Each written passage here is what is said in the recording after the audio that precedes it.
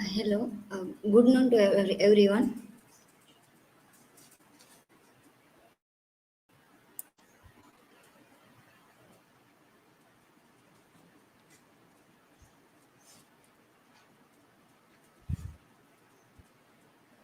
Hello, good noon to everyone. On the 12th March, season 2, semester 2 presentation, my topic is modernism and postmodernism in waiting for Godot. This is my personal information.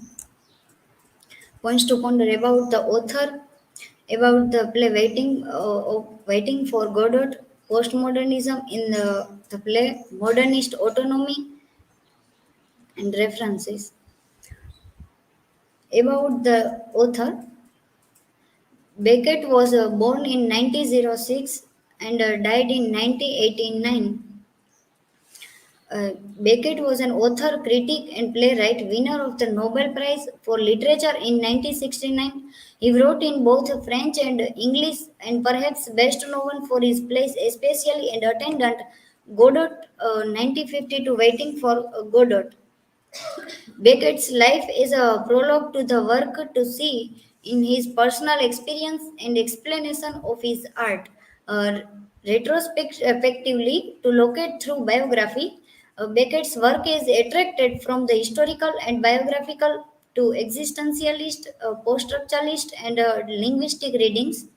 The significance of language in Beckett is well articulated from its compelling tightrope dance between the obligation to express and the lack of anything to express to the paradoxically liberating importance Beckett found in writing in French.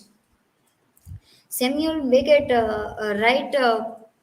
waiting for Godot in original French language. From mid 1940s onward, his biographical outline consists almost entirely of text written, published, and performed as though his life had seeked into his work, the one making way for the other. Even the Nobel Prize he received in 1969 had no greatest visible effect than to send him into hiding.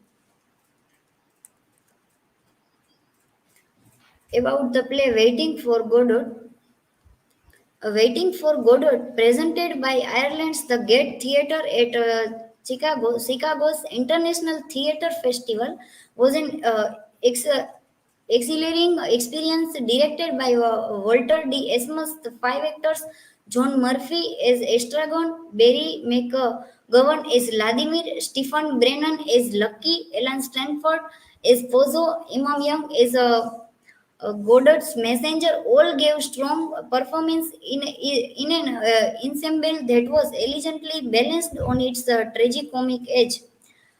In Waiting for Godot, there are five male characters: Vladimir, Estragon, Pozo, Lucky, and the boy who comes as Mr. Godot. Mr. Godot was one type of titular figure.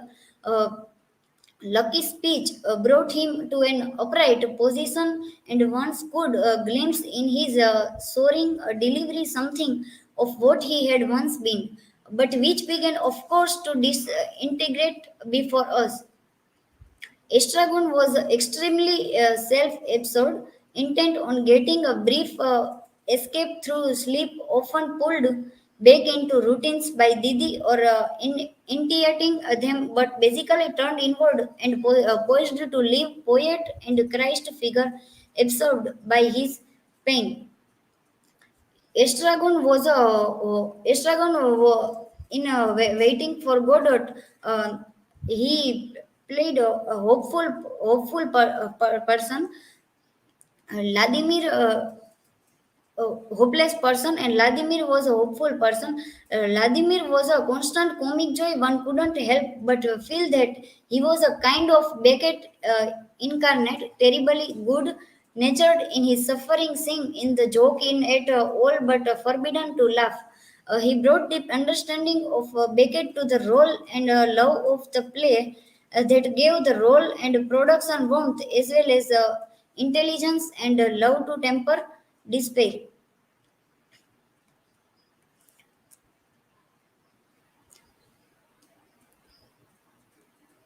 Postmodernism in the play. Postmodernism is marked by skepticism towards fragmentation and discontinuity. Postmodernism means different things from humble literary critical origins in the 1950s to a novel of global conceptualization in the 1980s.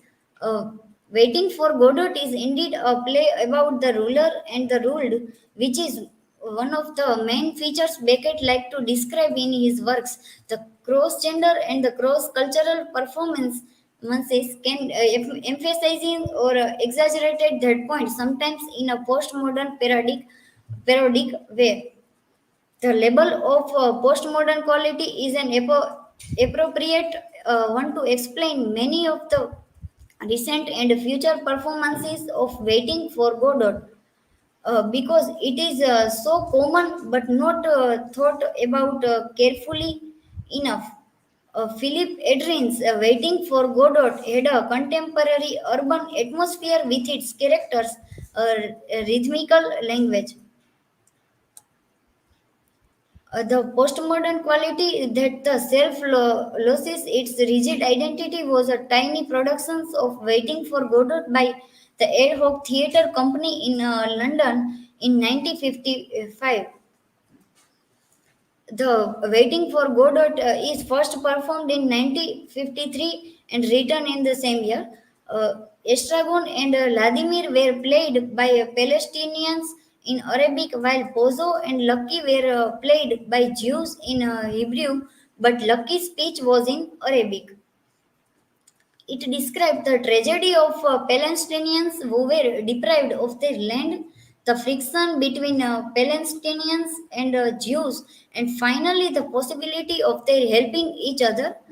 In Waiting for Godot, is it mentioned Adam, the symbol of the whole human being, but sometimes they are nobody with no certainty about who they are and why they are there.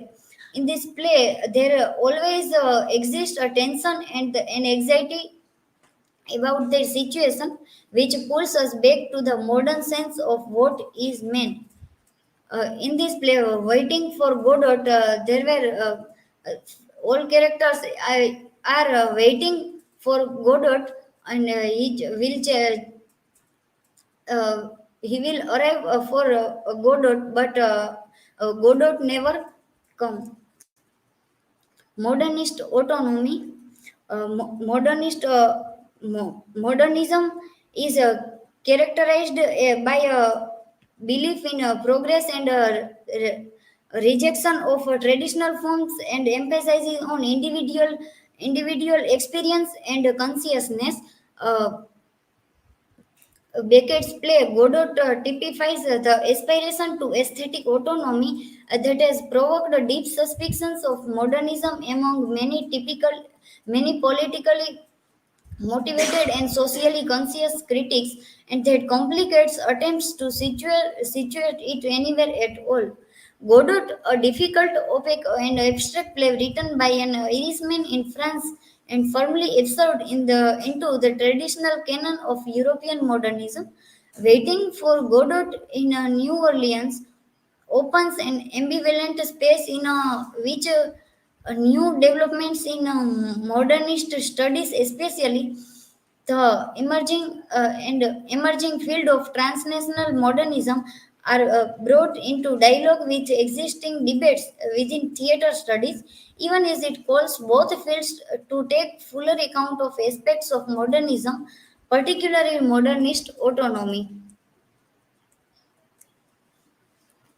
These are the references. If you have any query, then ask me.